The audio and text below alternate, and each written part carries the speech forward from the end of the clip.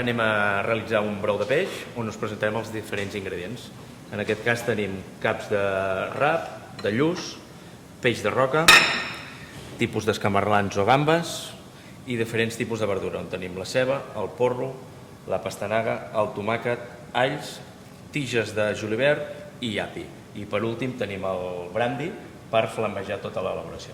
Per fer el fumet el primer pas és torrar el peix. Escalfarem l'olla, li posarem una mica d'oli, agafarem el cap, farem una mica peix de roca,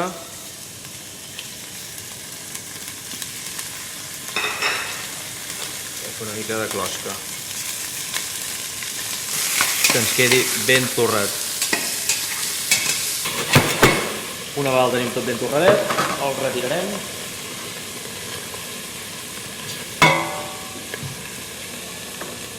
Aquí que queda una mica els restos del peix, aquest torradet i aquestes aromes que després aniran molt bé per quan el mullem amb aigua i llavors s'aflorarà tot en el seu gust. A continuació el que farem és tirar les verduretes. Primer tirem la ceba,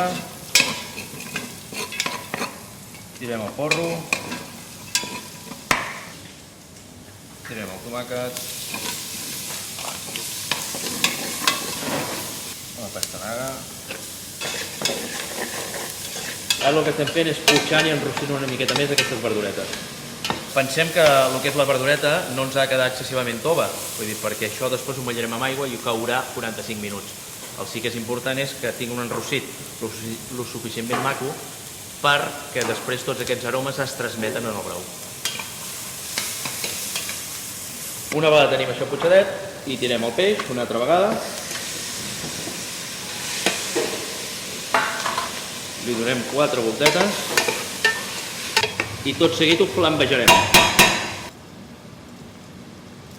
Ara el que ens fa el brandi és treure la part alcohòlica i deixar-li l'aroma, diguéssim, peculiar del licor aquest.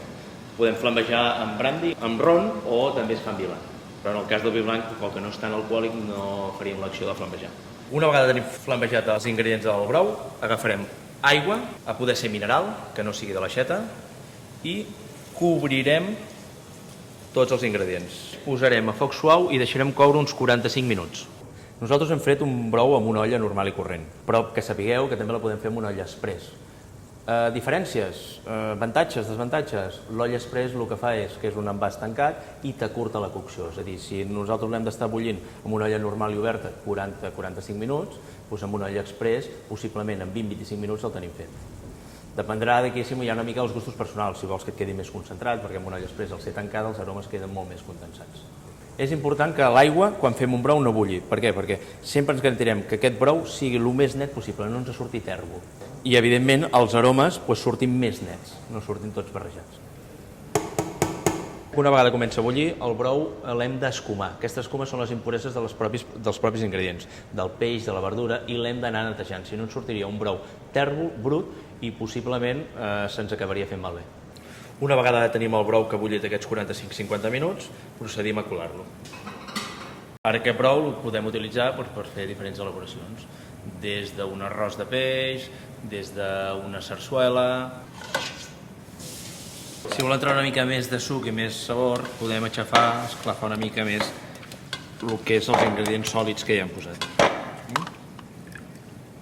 Un brou no és simplement aigua, sinó que un brou és aigua amb tots els aromes que ha anat deixant dels ingredients que li ha anat posant.